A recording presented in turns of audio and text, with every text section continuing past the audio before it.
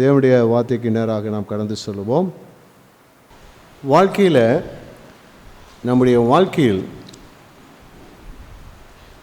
ஆசீர்வாதம் நம்முடைய எதிர்பார்ப்பு, உயர்வு நம்முடைய எதிர்பார்ப்பு, முன்னேற்றம் நம்முடைய வாழ்க்கையிலே எதிர்பார்ப்பு. நீதிமானுடைய பாதைகள் எல்லாம் நடுப்பகல் வரைக்கும் அதிகமாய் பிரகாசிக்கிற சூரிய பிரகாசத்திற்கு ஒப்பாக இருக்கும் என்றும் வேதம் சொல்லுகிறது. நம்முடைய வாழ்க்கையிலே நாம் எல்லா விதங்களிலும் வளர்ச்சி அடைவோம் என்று வேதம் நமக்கு சுட்டி காண்பிக்கிறது. ஒரு தேவ மனுஷனுடைய வாழ்க்கையில் வளர்ச்சி என்பது குறிப்பிட்ட காலத்துக்கு உரியது அல்ல, அது தொடர்ச்சியானது, ஏறுமுகமானது. நாளுக்கு நாள் அப்படின்னு சொல்கிறது. நாளுக்கு நாள் நான் வளர்ந்து கொண்டே போக வேண்டும். இதில் ஆவிக்குரிய காரியங்களில், நடக்கை சம்பந்தப்பட்ட காரியங்களில், சுபாவம் சம்பந்தப்பட்ட காரியங்களிலே, பரிசுத்தத்திலே, நீதியிலே, உத்தமத்திலே, அதே போல ஆசீர்வாதங்களிலே, ஆவிக்குரிய வரங்கள், கிருபைகளிலே, ஊழியங்களிலே நாளுக்கு நாள் நாம் வளர்ந்து கொண்டே போக வேண்டும்.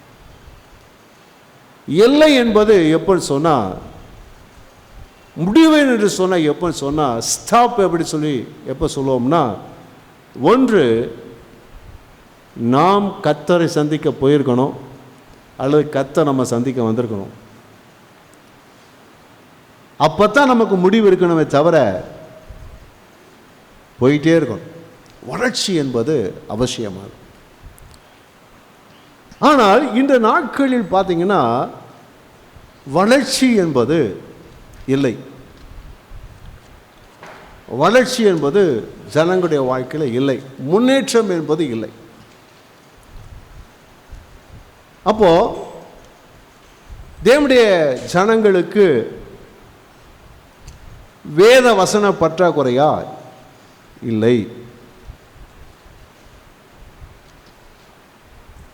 அவளுக்கு வேண்டிய சத்தியம் கொடுக்கப்படவில்லையா? கொடுக்கப்படுகிறது, அது பிரச்சனை இல்லை. அல்லது அவளுக்கு உரிய நல்ல சபை இல்லையா? அது இல்லை, அது இருக்கத்தான் செய்கிறது. ஊழியத்திற்கு, அதாவது அவர்கள் வளர்ச்சி அடைவதற்குரிய சூழ்நிலைகள் இருக்குதா இல்லையா? இருக்கத்தான் செய்கிறது. சபைகளில் பார்த்தீங்கன்னா ஆராதனை இருக்கிறது, உபவாச ஜெபங்கள் இருக்கிறது, அப்புறம் போதனை வகுப்புகள் இருக்கிறது, பராமரிப்பு குழுக்கள் இருக்குது, ஜெபக்குழுக்கள் இருக்கிறது, சுவிசேஷ ஊழியங்கள் இருக்கிறது. இப்படி பல நிலைகளிலே ஜனங்களுடைய வளர்ச்சிக்கு எதுவான காரியங்களிலே கவனங்கள் எல்லா இடங்களிலும் கொடுக்கப்படுகிறது. ஆனால் எவ்வளவுதான் தேவனுடைய வார்த்தைகள், சூழ்நிலைகள் அவங்களுக்கு கொடுக்கப்பட்டாலும் ஜனங்களுடைய வளர்ச்சி என்பது இல்லாத ஒரு நிலை இருக்கிறதை இன்றைக்கு நாம் அனுபவபூர்வமாக நாம் பார்க்கிறோம். வளர்ச்சி என்பது இல்லை. ஏன் வளர்ச்சி இல்லை? ஒரு கேள்வி என்ன செய்கிறேன்னா நமக்குள்ளே எழும்ப வேண்டும். ஏன் வளர்ச்சி இல்லை? கர்த்தர் சோதரம் உண்டாகிறார். நம்முடைய காரியம் என்ன சொல்லி சொன்னால், எப்போ சொல்லுவோன்னா, பாருங்கள் இவ்வளோ நாள் ஆச்சு, இவங்க கொஞ்சமாவது மாறி இருக்காங்களா பாருங்கன்னு சொல்லி அடுத்தவங்கள சொல்லுவோம். அவங்க நம்மளை பார்த்து சொல்லுவாங்க, பாருங்கள் அவங்க இவ்வளோ வருஷம் ஆச்சு, ஏதாச்சும் கொஞ்சம் மாறி இருக்கிறாங்களா? அந்த சத்தம் கேட்குதா? நம்ம பேசுகிறோமா? உண்மைதானா? அப்போது மாற்றங்கள் வாழ்க்கையில் இல்லை. ஏன் இல்லை? ஒரு கேள்வி என்ன செய்கிறது இருக்கிறது. அந்த கேள்விக்கு ஒரு விடயம் இருக்கிறது. ஏன் இல்லை என்பதற்கு ஒரு விடையும் என்ன செய்கிறது இருக்கிறது. என்ன விடைன்னு சொல்லி சொன்னால், தேவன் ஒரு காரியத்தை திட்டமாய் பேசுகிறார். சங்கீதங்களின் புஸ்தகத்தில் 22ஆம் அதிகாரம் 2வது சங்கீதத்தில் 10ஆம் வசனம், இப்போதும் ராஜாக்களே உணர்வடையுங்கள். ராஜாக்களே உணர்வடையுங்கள். அதாவது உணர்வடையுங்கள். அதாவது நமக்கு அறிவு இருக்கிறது, ஞானம் இருக்கிறது, ஆனால் உணர்வு நம்முடைய வாழ்க்கையில் என்ன செய்யலை, இல்லை. நம்முடைய வாழ்க்கையிலே நாம் உணர்வடைகிறதில்லை. ஜனங்களுடைய வாழ்க்கையிலே உணர்வடைதல் என்பது இல்லை. நீங்கள் மத்தேயுல 13ஆம் அதிகாரம் 19வது வசனத்தில் ஆண்டவராய் இயேசுவானவர் இந்த விதைக்களுடைய ஓமையை குறித்து அவர் சொல்கிறார். ஒருவன் ராஜ்யத்தின் வசனத்தை கேட்டும் உணராதிருக்கும் போது பொல்லாங்கன் வந்து அவன் இருதயத்தில் விதைக்கப்பட்டதை பறித்து கொள்கிறான். அப்போ என்ன நடக்குதுன்னு சொன்னால், வசனம் போகிறது, தேவனுடைய சந்திப்பு நடக்கிறது, ஆனால் அது பலன் கொடுக்கவில்லை. கொடுக்கப்படுகிறது, ஆனால் பலன் கொடுக்கப்படவில்லை. ஏன் பலன் கொடுக்கப்படலைன்னு சொல்லி சொன்னால், உணர்வடையாதது, உணர்வடையாத தன்மை, உணர்வடையாதது, உணர்வு இல்லை, அதை உணரலை. அந்த வசனத்தை கேட்டது அந்த நிலம் இருதயம். இந்த இருதயம் வசனத்தை கேட்டது, நல்லா இருக்குன்னு சொல்லிச்சு, அறிவுபூர்வமாக இந்த வசனம் அங்கே இருக்குன்னு சொல்லி அதால் ஊகிக்க முடிந்தது. ஆனால் அது என்ன செய்யலைன்னா, உள்ளே போகலை, உணர்வு உண்டாகவில்லை. உள்ளே போகவில்லை, உணர்வு உண்டாகவில்லை. அது எங்கே இருந்ததுன்னு சொல்லி சொன்னால், அது அங்கே மூளையில் இருந்தது. அறிந்தது, உண்மைதான், சத்தியம்தான், எல்லாம் தெரிந்தது. ஆனால் அது எங்கே போல, இருதயத்துக்குள்ளே போகலை. இருதயத்துக்குள்ளே போய் அது உணர்வு என்ன செய்யலை, அடைய. உணர்வு அடையாததுனாலே என்ன செய்ய சொல்லி சொன்னால், எந்த ஒரு பலனும் என்ன செய்யலை, கொடுக்கல. அப்போ இன்றைக்கு நம்முடைய வாழ்க்கையில வளர்ச்சி இல்லை, பலன் இல்லை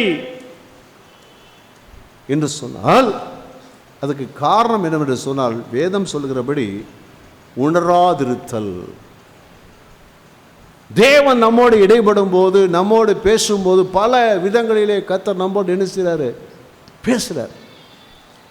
விசேஷமாக தேவன் நம்மை, தன் காரியங்களை அல்லது நம்முடைய காரியங்களை உணர்த்தி ஆண்டவர் நம்மோடு பேசிக்கொண்டே இருக்கிறார். கர்த்தர் பேசுறேன்னு சொல்ல முடியாது, பேசுகிறார், பேசிக்கொண்டே இருக்கிறார். ஆனால் நம்முடைய வாழ்க்கையில் என்ன சொல்லி சொன்னா, அதை உணரவில்லை. கர்த்தருக்கு ஸ்தோத்திரம் உண்டாவதா. இப்ப கர்த்தர் என்ன பார்க்கிறாருன்னு பார்த்தீங்கன்னா, சங்கீதம் 53:2 அதை பார்க்கிறோம். தேவனை தேடுகிற உணர்வுள்ளவன் உண்டோ என்று பார்க்க தேவன் பரலோகத்திலிருந்து மனுபுத்திரரை கண்ணோக்கினார். கர்த்தர் பார்க்கிறாரு, பரலோகத்திலிருந்து மனுபுத்திரரை கண்ணோக்கி பார்க்கிறார். என்ன சொன்னா, உணர்வு உள்ளவன் உண்டோ, உணர்ந்து கொள்ளுகிறவன், உணர்ந்து கொள்ளுகிறவன், உணர்வு இருக்குதா? இங்கே தேவனை தேடுகிறது குறித்து சொல்லி இருக்கிறது. அப்ப அந்த இடத்துல உணர்வு, அறிவல்ல, அறிவல்ல, உணர்வு. அறிவு இருக்கிறது, ஆனால் என்னல்ல, உணர்வு இருக்கிறதா அப்படின்னு சொல்லி பார்க்க. உணர்வு, உணர்ந்து கொள்ளுதல், உணர்ச்சி வசப்படுதல் அல்ல. அநேக சமயங்களில் நம்ம உணர்ச்சி வசப்படுகிறோம். தேவனுடைய வார்த்தையை கேட்கும் போது, கர்த்தர் நம்மோடு பேசும்போது, ஆசீர்வாதத்தின் வழிகளை பேசும்போது, ஆண்டவர் அவருடைய காரியங்களை நம்ம பேசும்போது உணர்வடைகிறோம், அதை உணர்ச்சிப்படுகிறோம், உணர்ச்சி வசப்படுகிறோம். உணர்ச்சி வசப்பட்டு நாம் கர்த்தரை துதிக்கிறோம், ஆராதிக்கிறோம். அநேக சமயங்களில் கர்த்தருக்கு ஒப்பு கொடுக்கவும் செய்கிறோம். உணர்ச்சி வசப்படுகிறோம், ஆனால் அந்த இருதயத்திலே தொடர்ந்து உணர்வு உண்டாகி நம்முடைய வாழ்க்கையில மாற்றம் உண்டாவதற்கு நாம் தொடர்ந்து அதை உணர்ந்து கொண்டே இருக்கிறதில்லை. கர்த்தர் என்னிடத்தில் இப்படி பேசினார், இந்த காரியத்தை பேசினார், நான் இதை செய்ய வேண்டும். அந்த உணர்வு தான் நம்முடைய வாழ்க்கையில் என்ன செய்யணும், தொடர்ந்தேட்சையாக நம் ஆசீர்வதிக்கப்படுவதற்கு ஏதுவாக, உயர்த்தப்படுவதற்கு ஏதுவாக, தேவனுக்குள்ள வளர்வதற்கு ஏதுவாக அது நம்மை வழி நடத்தக்கூடியதாக என்ன செய்யும் இருக்கு. அல்லேலூயா, கர்த்தர் ஸ்தோத்திரம் உண்டாவது. கர்த்தர் பார்க்கிறார், உணர்வுள்ளவனோ உண்டோ என்று சொல்லி கர்த்தர் பரலோகத்திலிருந்து மனுபுத்திரரை கண்ணோக்கி பார்க்கிறார், பார்த்துக்கிட்டே இருக்கிறார்.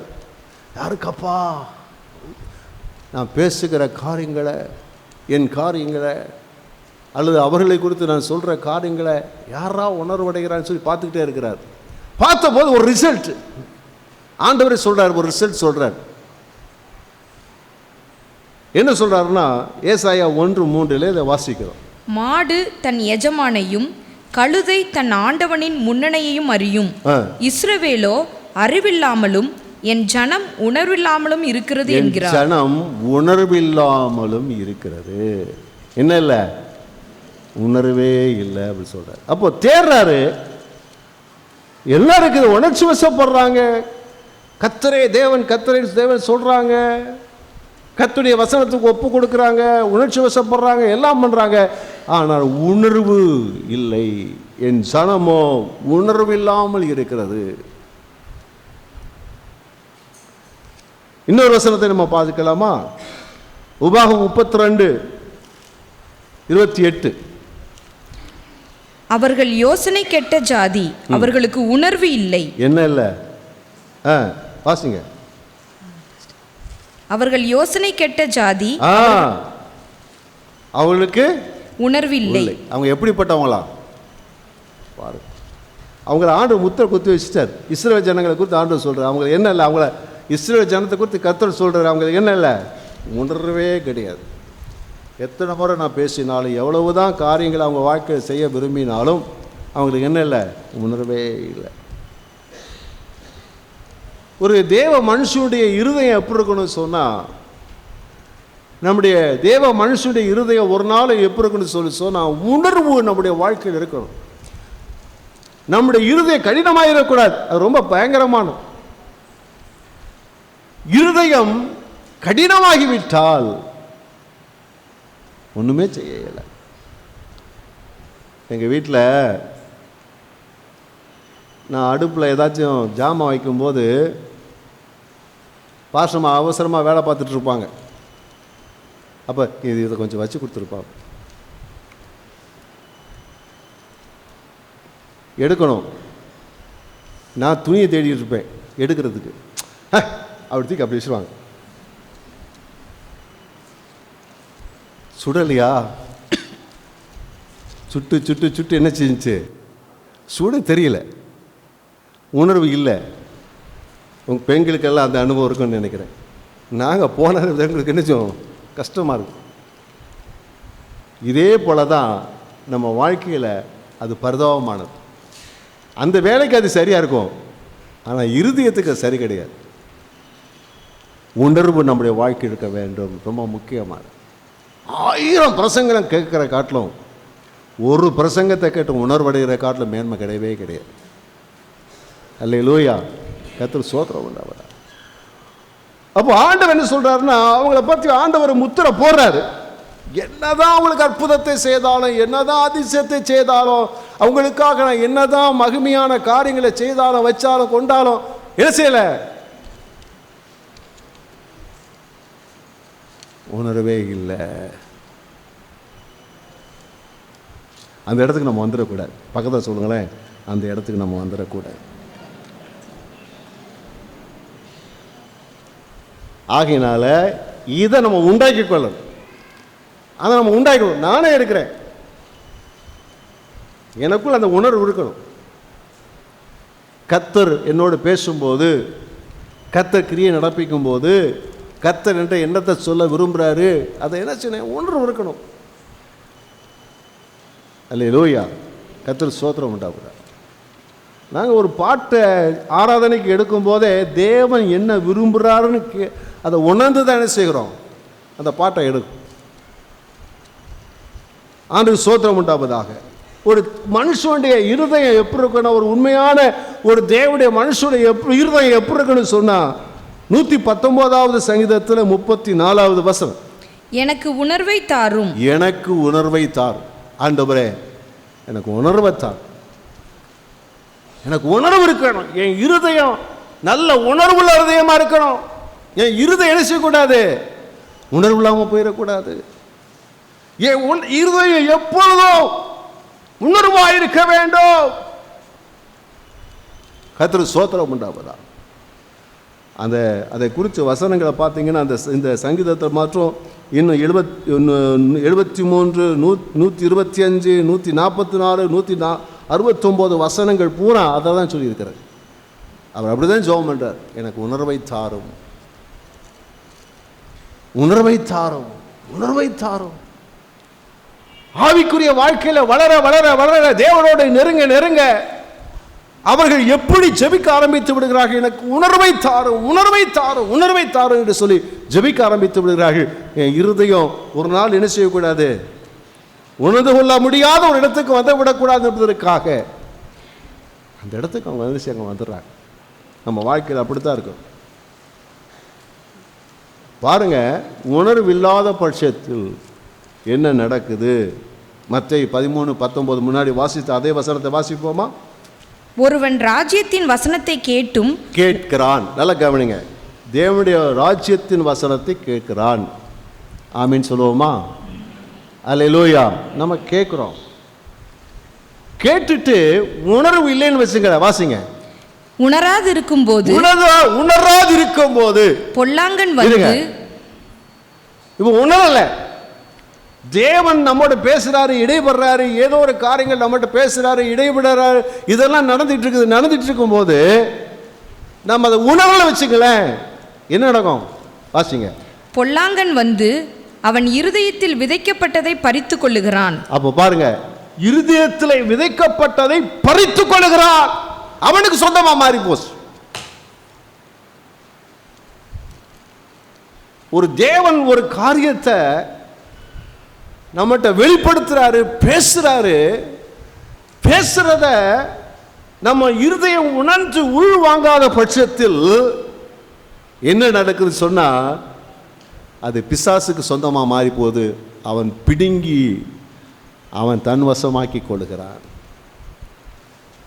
இன்றைக்கு அநேக சமயங்களில் தேவன் நம்முடைய வாழ்க்கையிலே கொண்டு வர வேண்டிய விசேஷமான காரியங்களை நாம் பெறாதிருக்கிறதுக்குரிய காரணம் என்னவென்று சொன்னால், உணராததுனாலே பிசாசு பிடுங்கி போட்டுட்டான். இதான் உண்மை நம்முடைய லைஃப்பில். உண்மைதானா? என்ன அமைதியாக இருக்கீங்க? உண்மைதானா? உண்மைதானா? கர்த்தர் நம்மகிட்ட பேசுகிறாரு தானே, பல விதங்களில் பேசுகிறாரு, பல காரியங்கள் பேசிக்கிட்டே இருக்கிறாரு. ஆனால் மாற்றம் வரலை. உணர்ச்சி வசப்படுகிறோம், ஆனால் என்ன இல்லை, உணர்வு நம்முடைய வாழ்க்கையில் இல்லை. ஆனால் உணர்ந்து கொண்டோமானால் தேவனுடைய காரியங்களை, தேவனுடைய நம்மோடு பேசுகிற காரியங்களை, தேவன் நம்மோடு இடைபடுகிற காரியங்களை உணர்ந்து கொள்வோமானால் நம்முடைய வாழ்க்கை எப்படியே இருந்திருக்கும்.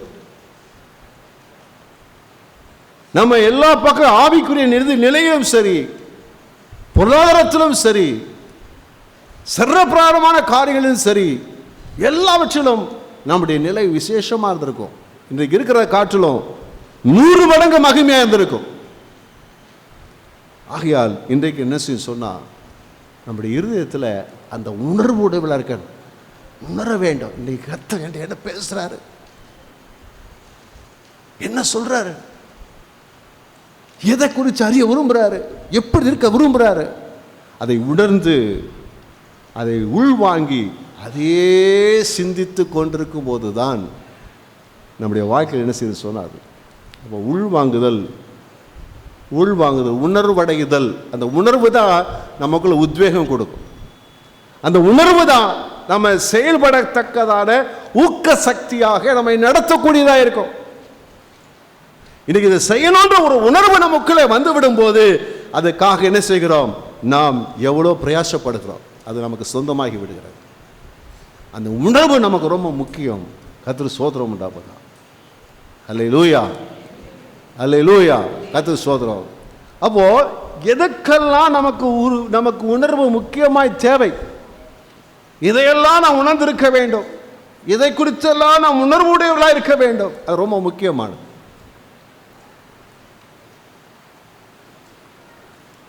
இதையெல்லாம் எப்பொழுதும் தேவன் நம்மோடு பேசும்போது உணர்வுள்ளவர்களாக இருக்க வேண்டும், உண்மைதான். ஆனால் அதே சமயத்தில் சில முக்கியமான காரியங்கள் இருக்கிறது. இந்த உணர்வு நமக்குள் என்ன செய்து கொள்ள வேண்டும்? இருந்து கொண்டே இருக்க வேண்டும். கர்த்தருக்கு ஸ்தோத்திரம் உண்டாவதாக. அதை குறித்து ஒரு 9 காரியங்களை நான் சொல்ல விரும்புகிறேன். நிறைய காரியங்கள் நமக்கு இருந்தாலும் அதில் முக்கியமான 9 காரியங்களை சொல்ல விரும்புகிறேன். கர்த்தருக்கு ஸ்தோத்திரம் உண்டாவதாக. சங்கீதம் 53:2. தேவனை தேடுகிற உணர்வுள்ளவன் உண்டோ என்று பார்க்க. அப்போ தேவனை தேடுகிற உணர்வு நமக்குள் இருக்கணும். தேவனை தேடுகிற உணர்வு. கர்த்தரை சொந்த தெய்வமாய் கொண்டு விட்டோம், சந்தோஷமானது. கர்த்தரே தேவன் என்ற அறிவு நமக்குள்ளே இருக்கிறது.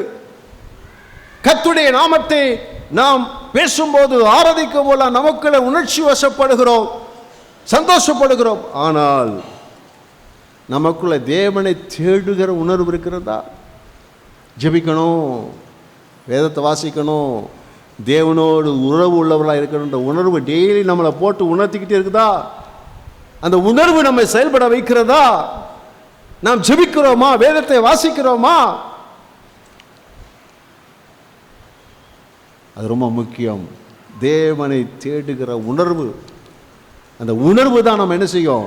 நம்ம ஜெபிக்க வைக்கும், வேதத்தை வாசிக்க வைக்கும். இன்னைக்கு இதெல்லாம் வாசிக்கணுமே, வாசிக்கணுமே, வாசிக்கணுமே, ஜெபிக்கணுமே, ஜெபிக்கணுமே, ஜெபிக்கணுமே, ஜெபிக்கணுமே, கர்த்தரோட பேசணுமே. சங்கீதம் 64:9. எல்லா மனுஷரும் பயந்து தேவனுடைய செயலை அறிவித்து அவர் கிரியையை உணர்ந்து கொள்வார்கள். அவருடைய கிரியை குறித்ததான உணர்வு, அவருடைய கிரியைகளை அறிந்து கொள்ளக்கூடிய ஒரு உணர்வு. அவர் எப்படியெல்லாம் கிரியை செய்கிறார்.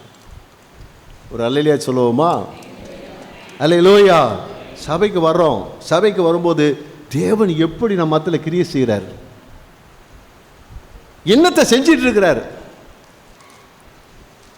அல்லேலூயா, கர்த்தருக்கு ஸ்தோத்திரம் உண்டாவதாக.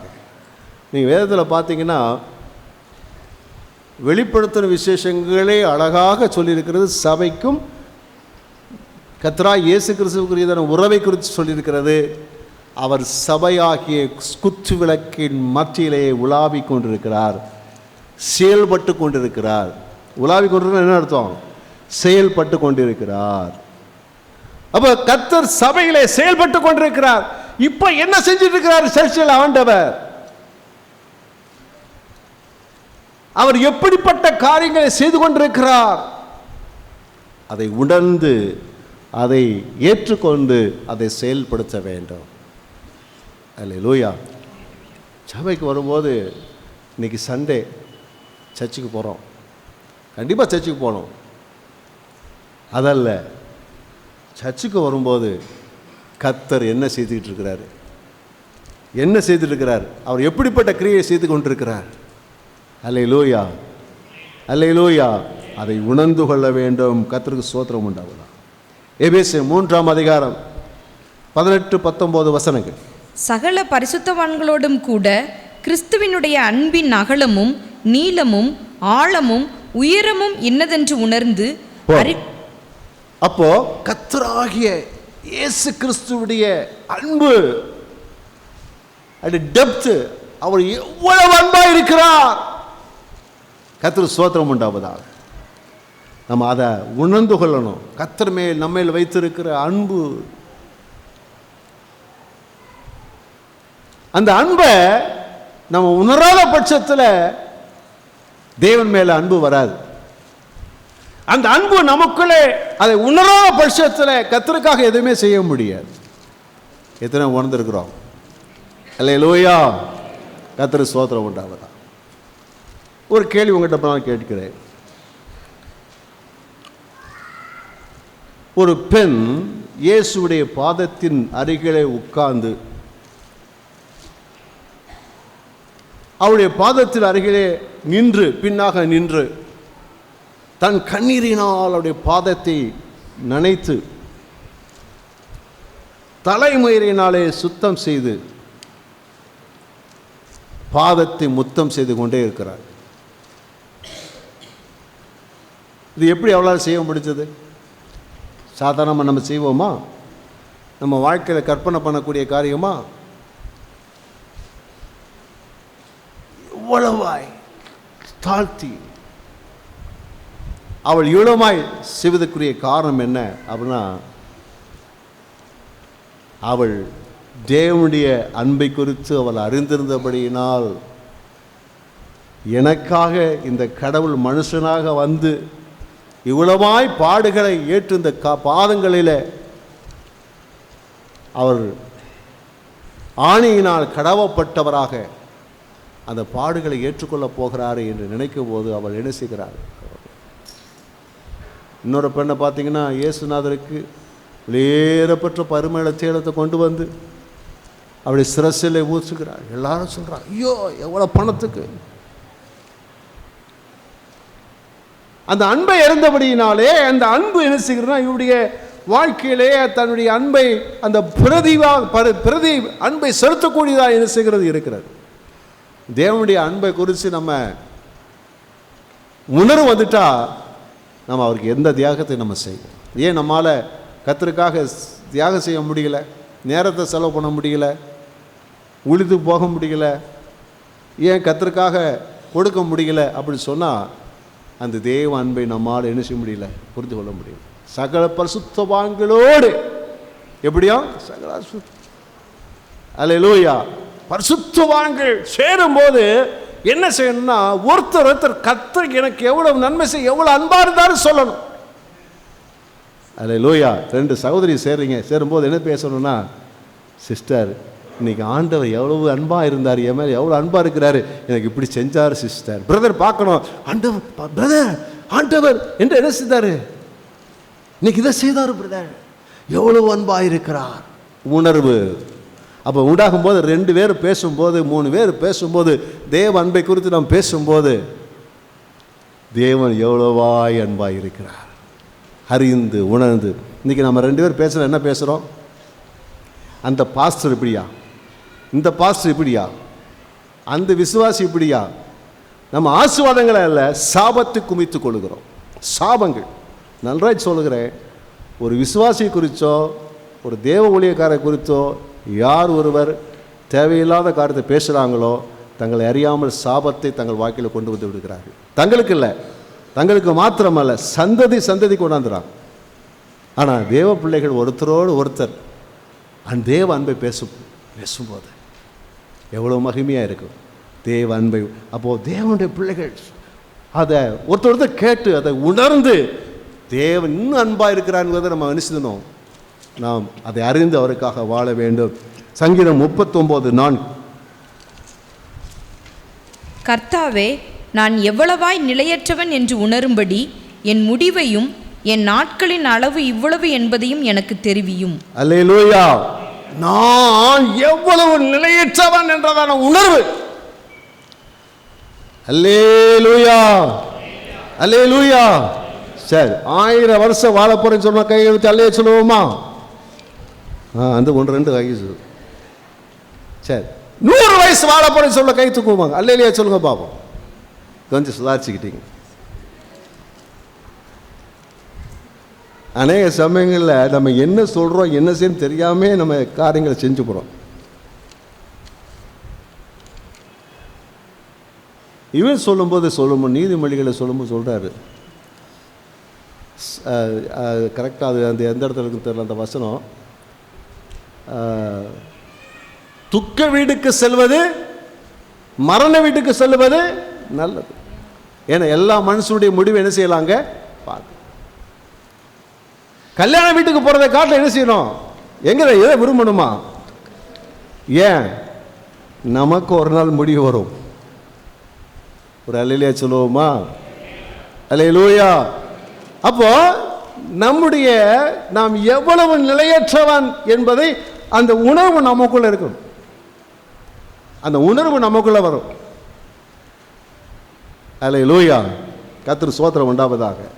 இன்னைக்கு நம்மெல்லாம் பொதுவாக ஜனங்கள் என்ன செய்கிறாங்கன்னா, எதற்காக காரியங்களை நடப்பிக்கிறாங்க சொல்லுங்களேன்? எதற்காக? ஒரு காலத்தில் ஜனங்கள் காரியத்தை நடப்பிச்சாங்க. எதுக்காகன்னா, தேவைக்காக காரியங்களை நடப்பிச்சாங்க. உங்களை ஒரு தம்பி இருக்கிறாரு, ஒரு பைக் வாங்க போகிறாரு. எதுக்காக வாங்க போகிறாரு? நான் எவ்வளவு பந்தாபா போகிறேன் பாரு. உண்மைதானா இல்லையா? ஒரு வீட்டை கட்டுறோம், எப்படி கட்டுறோம்? நான் எப்படி பந்தாவை வீடு கட்டுறேன் பாரு, நான் எப்படி இருக்கேன் பாரு, என் ட்ரெஸ்ஸை பாரு, நான் எப்படி. உண்மைதானா? இன்றைக்கி நிறைய அப்படி தான். நீங்களாம் அப்படி இருக்க மாட்டீங்க, எனக்கு நல்லா தெரியும். ஆனால் உலகம் அப்படித்தான் நினைச்சுக்கிறது இருக்குது. ஆனால் எப்போ இந்த ஆவி போகும் தெரியாது, நம்முடைய கரத்தில் இல்லை. அதை உணர்ந்திருக்கணும். நமக்குள்ள பெருமை காரணம் சொல்ல. இன்றைக்கி பார்த்தீங்கன்னா பெருமை. ஏன் மற்றவங்கள கடினமாக பேசுகிறோம், மற்றவங்களிடத்தில் போய் தரக்குறோம் நடந்து கொள்கிறோம், கடினமான காரியங்களை ஏன் பேசுகிறோம் வச்சுக்கிறோம்? ஏன் சொன்னால் நம்மளை போல் ஒரு இல்லை நினைக்கிறோம். இல்லை, அதை உணராது இருக்கிறோம். கர்த்தர் நமக்கு ஜீவனை இருக்கிற வரைக்கும் எப்படி இருக்கணும்? கர்த்தருக்கு பிரியமாய் வாழ வேண்டும். அல்லேலூயா, அல்லேலூயா. கர்த்தருக்கு அதுக்காக டெய்லி நான் சாக போகிறேன்னு சொல்கிறதில்ல. உணர்ந்து கொள்ளணும். நம்ம கொஞ்ச காலம் உலகத்தில் இருக்க போகிறோம். அல்லேலூயா. பரிசுத்தமாக வாழ்ந்துட்டு போவோமே, கர்த்தருக்கு பிரியமாக வாழ்ந்துட்டு போவோமே, யாரோட சமாதானம் வாழ்ந்துட்டு போவோமே. ஒரு அல்லேலூயா சொல்லுவோமா? அல்லேலூயா சொல்லுவோமா? அதில் விசேஷமாக கணவன் மனைவிக்கு 2 பேர் நான் சொல்கிறேன். கொஞ்ச காலம் வாழ போகிறீங்க, சண்டை போடாமல் இருக்கு. பக்கத்தில் சொல்லுங்கள், கொஞ்ச காலம் வாழ போகிறீங்க, சண்டை போடாமல் இருக்கு. சகோதரர் சொல்லுங்கள், கொஞ்ச காலம் வாழ போகிறீங்க, சண்டை போடாமல் இருக்கு. போனதுக்கப்புறம் ஐயோ அவர் இருந்தா, ஐயோ அவர் இருந்தா, இருக்கும்போது ஒழுங்காக கூட கொஞ்சம் 10 வருஷம் இருந்திருப்பார்ல. உண்மைதானா? அதை உணர்ந்து கொண்டு நடக்கவே அந்த உணர்வு நமக்கு இருக்கணும். நிலையற்றவன், அந்த உணர்வு இருந்தால் போதும், எல்லா குணாதிசயம் நமக்குள்ள. சங்கீதம் 19:12. தன் பிழைகளை உணர்கிறவன் யார்? மறைவான குற்றங்களுக்கு என்னை நீங்களாக்கும். தன் பிழைகளை உணர்கிறவன். அப்ப நம்முடைய குற்றங்களை, குறைகளை, பிழைகளை உணருதல். நம்முடைய குற்றங்களை உணரணும், நம்முடைய தவறை உணரணும். அல்லேலூயா, கர்த்தருக்கு ஸ்தோத்திரம் உண்டாவதா. ஆமென் சொல்லுவோமா?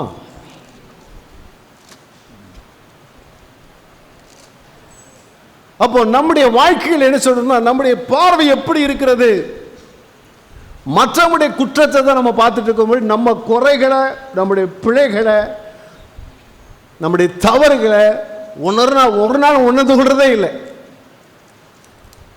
நம்மளை வானத்துக்கு கீழே குதிச்சது மாதிரியும், இவங்கெல்லாம் யாரு, அவங்க அப்படிப்பட்டவன்னு நம்ம நினைக்கிறோம். உண்மைதானா?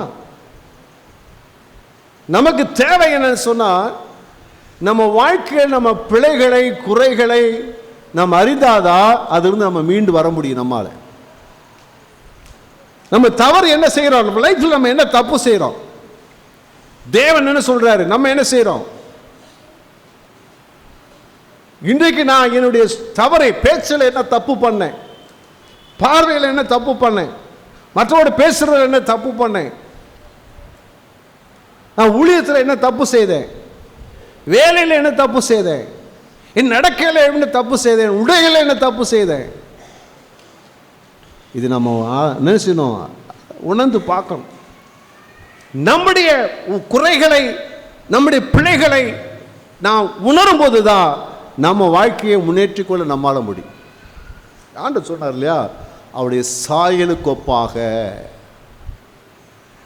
அவருடைய சாயலுக்கு பார். பவுல் புலம்புறாரு, என் சிறு பிள்ளைகளே, கிறிஸ்து உங்களுக்குள் உருவாகுமாகவும் மறுபடியும் நான் கற்ப வேதனைப்படுகிறேன். என்ன அர்த்தம்? கிறிஸ்து இல்லையாப்பா உனக்குள்ள, கிறிஸ்து இல்லையே, மறுபடியும் கற்பம். கிறிஸ்துவின் நிறைவான வளர்ச்சியை தக்க பூர்ண புருஷராகும் வரைக்கும் எப்போ முடியும்? நம்ம சரி செய்யும் போது தான். இப்போது நம்ம குறைகளை, பிழைகளை, தவறுகளை நான் உணர்ந்து கொள்ள வேண்டும். உணரும்போது அதை சரி செய்து நான் வாழ்க்கையிலே முன்னேற முடியும். அல்லேலூயா சொல்லுவோமா? அல்லேலூயா. பெண்கள் எப்போ பார்த்தாலும் கணவனை குறை சொல்லிக்கிட்டே இருக்காதீங்க. நீ உட்காந்து உங்கள் குறை என்னன்னு பாரு. கணவன் மாறு நேரம் மனைவி குறை சொல்லிகிட்டே இருக்காதீங்க. உட்காந்து உங்கள் குறை என்னன்னு பாருங்கள், அதை சரி செய்யுங்க, எல்லாம் சரியாது. ஒரு அல்லேலூயா சொல்லுவோமா?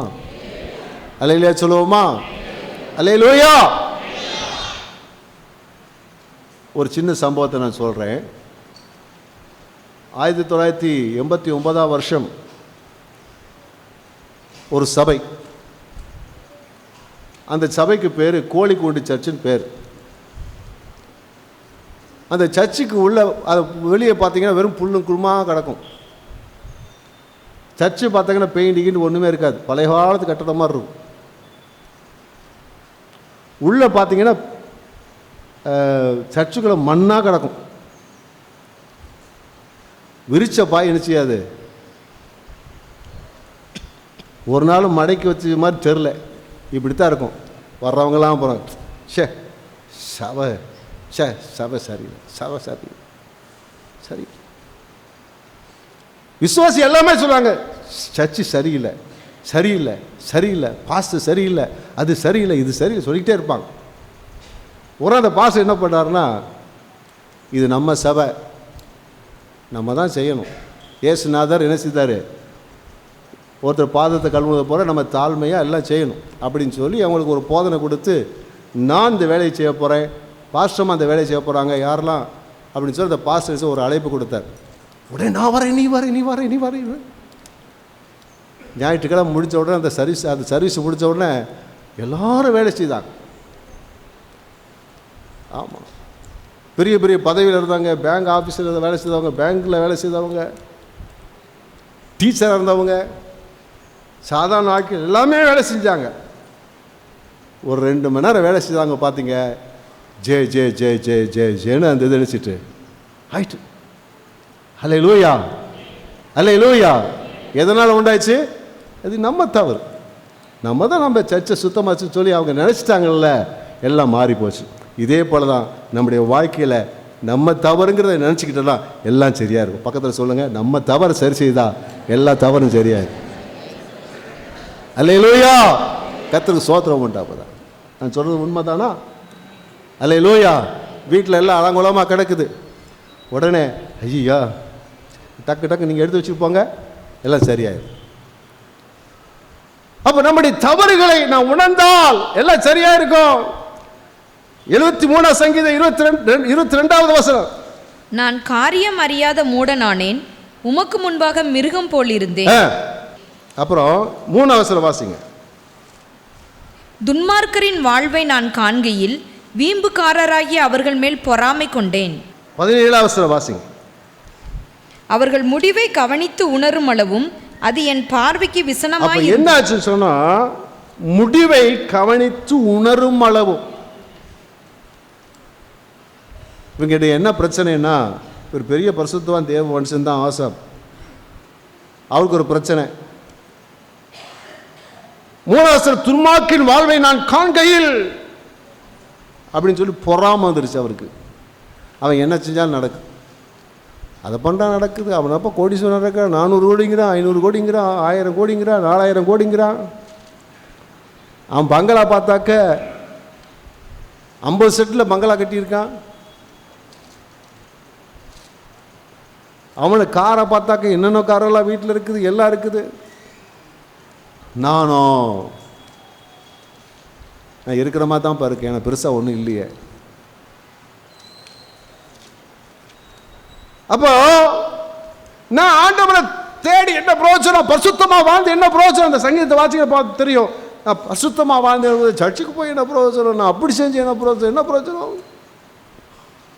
நான் நினைக்கிறேன் ஜெபத்தை விட்டுருப்பார், வேதவசனத்தை விட்டுருப்பார். முன்ன போல கொஞ்சம் அப்படியே ஆள் டல் ஆகிட்டார். பின்மாற்றம் அவருடைய லைஃப்பில் வந்துட்டு. அப்போ காரியம் தெரியாத 22 வசனம், நான் காரியம் அறியாத மூடனாக இருந்தேன், உமக்கு முன்பதாக மிருகம் போல் இருந்தேன். அதாவது பொறாமை, மற்றவங்களோட தன் லைஃப்பை ஒப்பிட்டு பார்க்கும்போது நம்ம லைஃப்பில் என்ன வந்துருச்சு, என்னாச்சு? மதியினம் வந்து விடுகிறது. நம்ம எப்படி மாறிடுவோம்? மிருகத்தை போல மாறிடுவோம். என்ன பேசுகிறதும் தெரியாது, ஏது பேசுகிறதும் தெரியாது. ஆனால் கர்த்தருடைய சமூகத்தில் அவர் உணர்வடைகிறார். ஆனால் உணர்வடைய வரைக்கும் விசனமாக இருந்துச்சு. அநேக சமயங்களில் விசுவாசிகள் ஆண்டவர்கிட்ட சண்டை போடுவாங்க. நான் என்னென்னலாம் பண்ணேன், என்னெல்லாம் பண்ணேன், எனக்கு ஏன் இப்படி, எனக்கு ஏன் இப்படி இருக்கா? ஏமா இருக்கா? ஐயா இருக்கா? இருக்கா? நீங்களாம் அப்படி பண்ணியிருக்க மாட்டீங்கன்னு எனக்கு நல்லா தெரியும். ஆனால் சிலர் இருக்கிறாங்க அப்படி பண்ணுவாங்க. அப்பப்போ கட்டடிச்சிருவாங்க, சர்ச்சுக்கு வரமாட்டாங்க, கேசல் போக மாட்டாங்க, உபாசபத்துக்கு வரமாட்டாங்க. ஆமாம், கர்த்தர் எனக்கு என்ன செஞ்சார், அவன் அப்படி இருக்கான், இவன் அப்படி இருக்கான், அவன் அப்படி இருக்கான், அப்படி இப்படி இப்படி இப்படி இருப்பாங்க. அப்படி வந்துட்டு ஒப்பிட்டு பார்த்தோம்னா இங்கே சொல்லியிருக்கிறதா அவர் தன்னை குறித்து அவர் தான் சொல்கிறார், மூடனாக இருந்தேன், மிருகத்தை போல் இருந்தேன் சொல்கிறார். நம்ம வாழ்க்கை அப்படி மாற்றிடும், மூர்க்கமாக மாற்றிடும், வித்தியாசமாக மாற்றிடும். ஆனால் கர்த்தர் அவனை உணர்வை கொடுத்தாரு. கொடுத்த போது, அதை உணர்ந்த போது, அவருடைய சறுக்கான இடத்துல இருக்கிறாங்கிற உணர்ந்த போது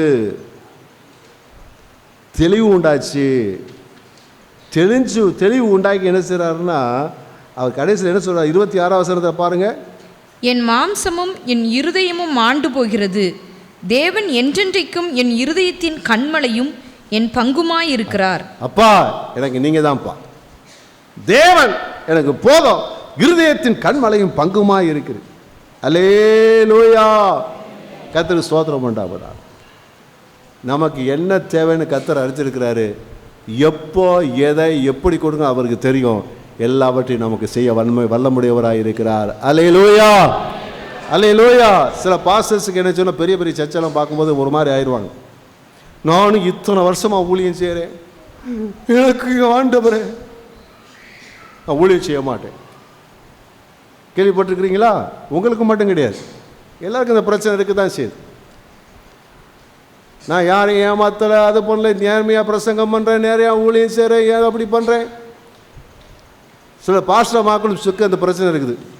பாருங்கள், அந்த சர்ச்சை பாருங்கள் அப்படி இருக்குது, இந்த சர்ச்சை போய் அப்படி. நீங்கள் என்ன இத்தனை வருஷம் அப்படியே இருக்கீங்க. யோபு மணி போல் சில ஆத்மா இருக்கும்.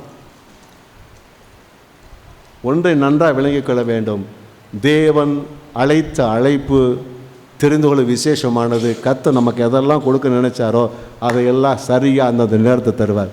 நம்ம யாருமே பொறாமப்பட வேண்டிய அவசியம் இல்லை, கலக்கப்பட வேண்டிய அவசியம் இல்லை. கர்த்தர் செய்ய வல்லவராக இருக்கிறார். அல்லேலூயா, அல்லேலூயா. கர்த்தர் ஒருத்து கொடுத்தாங்க, கர்த்தருக்கு ஸ்தோத்திரம். உங்கள் பக்கத்தில் இருக்க பெரிய வீடு கட்டினா கர்த்தரை ஸ்தோத்திரமானுங்க. ஆண்டவரே, இந்த வீட்டுக்காய் கர்த்தரை ஸ்தோத்திரம், அவர் இன்னும் ஆசீர்வதிங்கன்னு சொல்லு. அல்லேலூயா. நீங்கள் சைக்கிளில் போகிறீங்க, இல்லை சின்ன ஓட்ட பைக்கில் போகிறீங்க, ஒருத்தர் நல்ல ஒரு காலம் கர்த்தரை ஸ்தோத்திரமானுங்க. ஆண்டவரே, அவர் இன்னும் ஆசீர்வதியும், ஆண்டு விபத்தில்லாமல் காத்துக்கணும். அப்படின்னு சொல்லுவோமா? எனக்கு ஆரம்பத்தில் அந்த அறிவுலாம் கிடையாது, ஆனால் இப்போல்லாம் கர்த்தரை ஸ்தோத்திரமானவன். அல்லேலூயா, கர்த்தர் ஸ்தோத்திரம் உண்டாவதாக. அப்போ இதை தம்முடைய மூடத்தனத்தை குறித்ததான ஒரு உணர்வு நமக்குள்ள என்ன செய்யணும்? இருக்க வேண்டும்.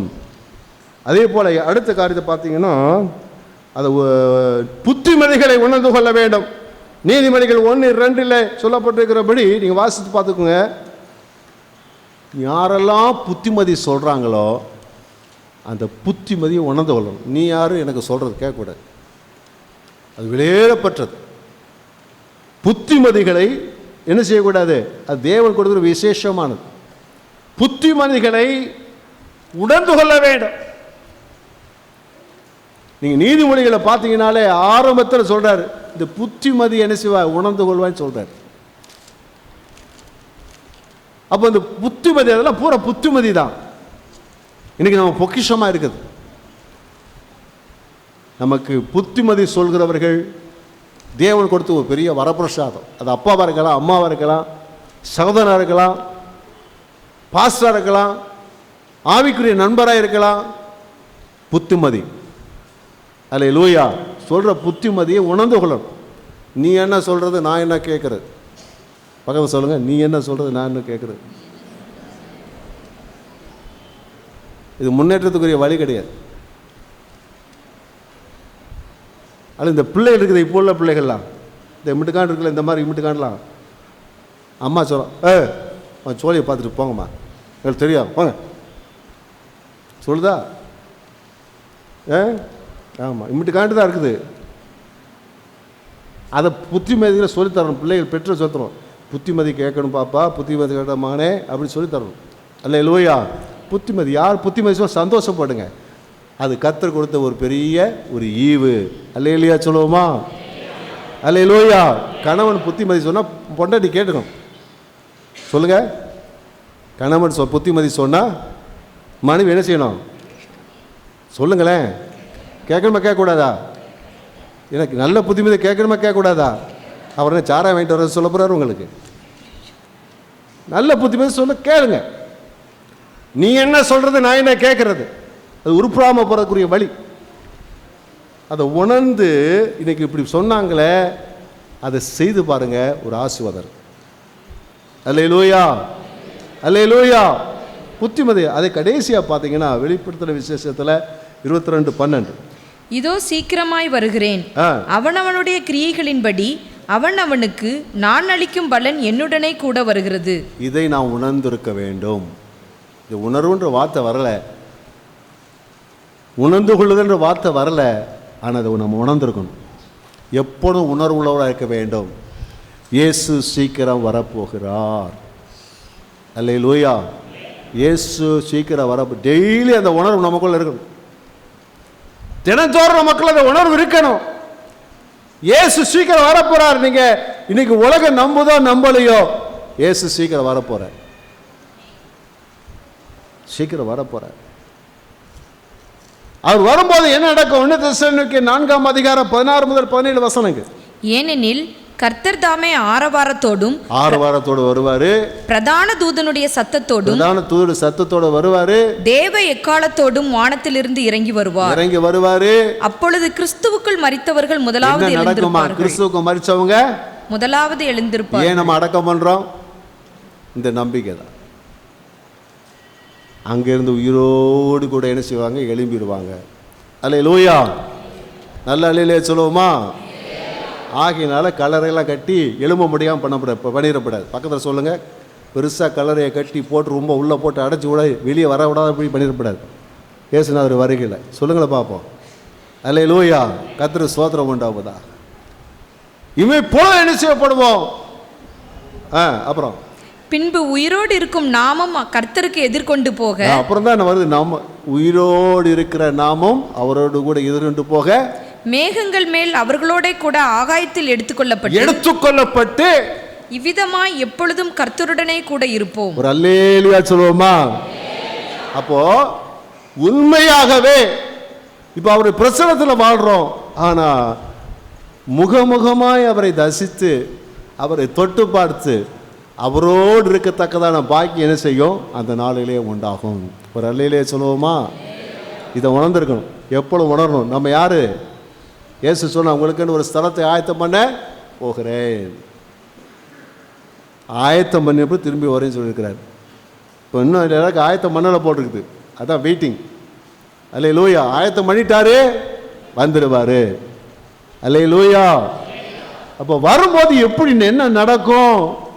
அப்படி வருகையில என்ன நடக்கும்? மத்தேயு 24:39 முதல் வாசிப்போமா? ஜலப்பிரளயம் வந்து அனைவரையும் வாரிக்கொண்டு போகும் மட்டும் உணராதிருந்தார்கள். இன்னைக்கு அநேக ஜனங்க அப்படித்தாங்க, உணர்வே இல்லாமல் இருக்கிறாங்க.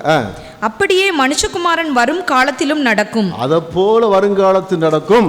அப்பொழுது 2 பேர் வயலில் இருப்பார்கள். 2 பேர் வயலில் இருப்பாங்க. ஒருவன் ஏற்றுக்கொள்ளப்படுவான், ஒருவன் கைவிடப்படுவான். என்னப்பா பரிதாபம்! 2 பேர் வயலில் இருப்பாங்களா, ஒருத்தர் போயிடுவார், ஒருத்தர் கைவிடப்படுவாராம். அப்புறம் 2 ஸ்திரீகள் எந்திரம் அரைத்து கொண்டிருப்பார்கள். 2 பெண்கள் வீட்டில் கிரைண்டர்ல மாவு அரைச்சிட்டு இருக்காங்க.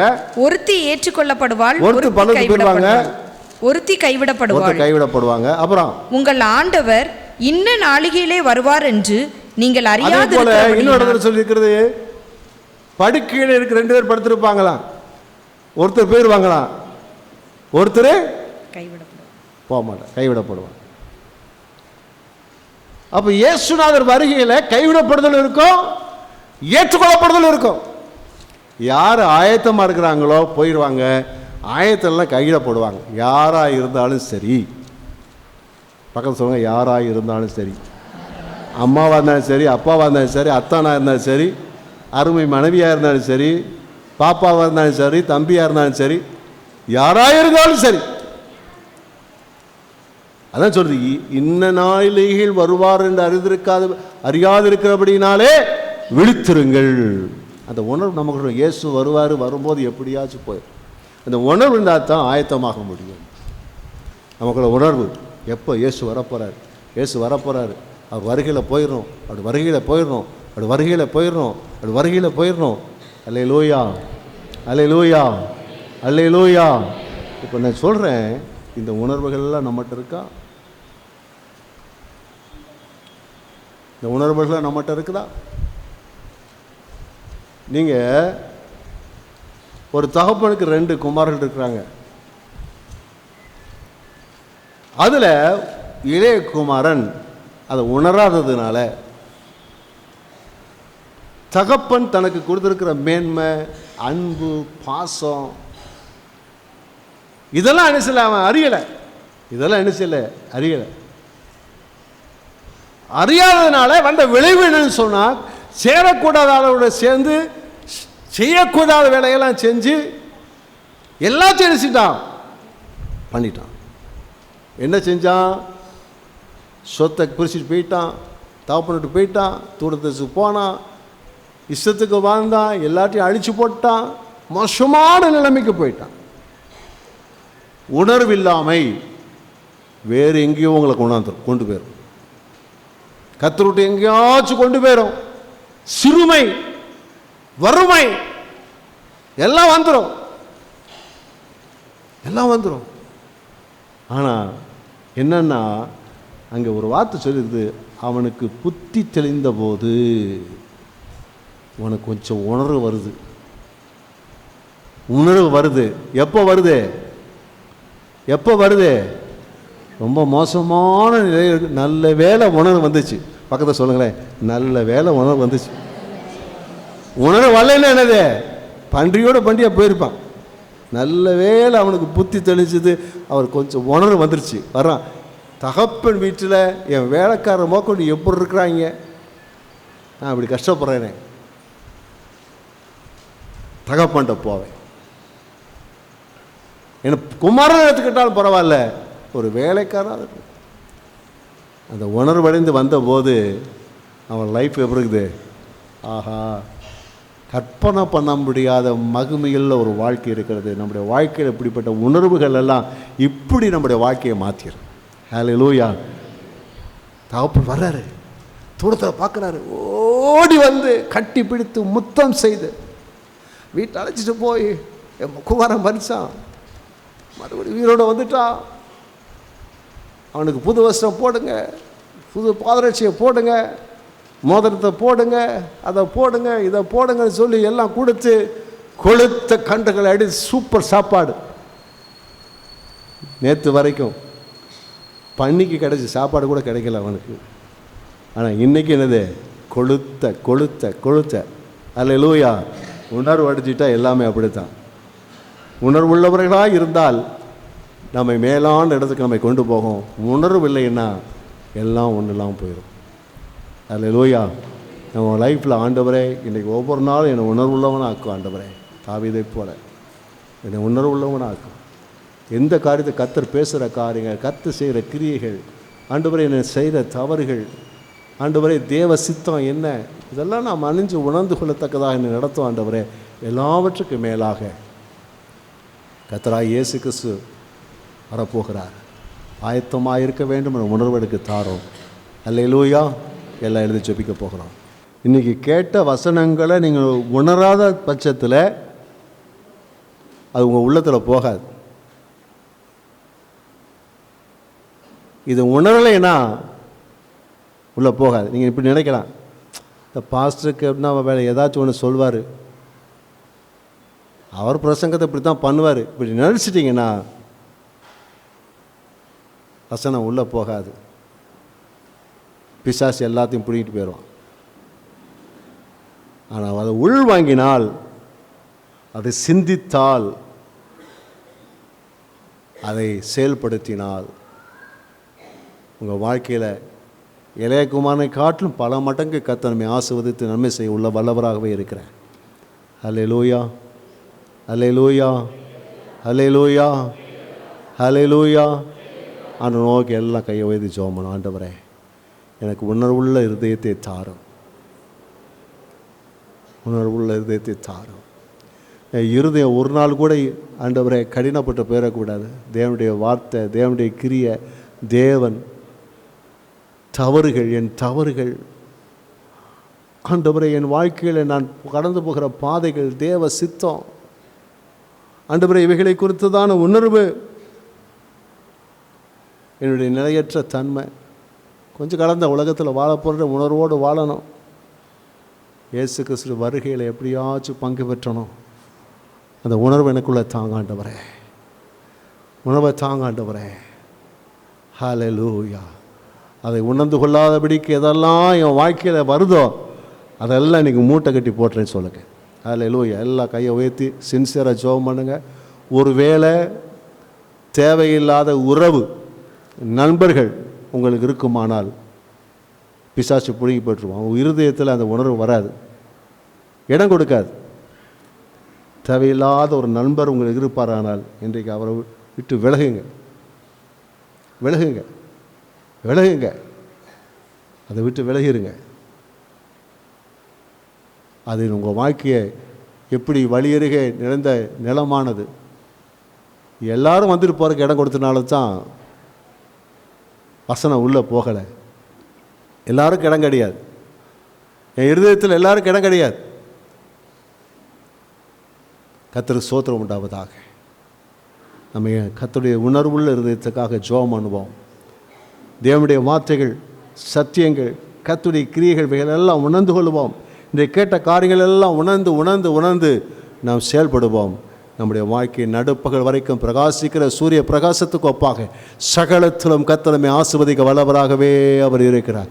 அல்லேலூயா. ஸ்தோத்திரம், ஸ்தோத்திரம், ஸ்தோத்திரம், ஸ்தோத்திரம், ஸ்தோத்திரம், ஸ்தோத்திரம்.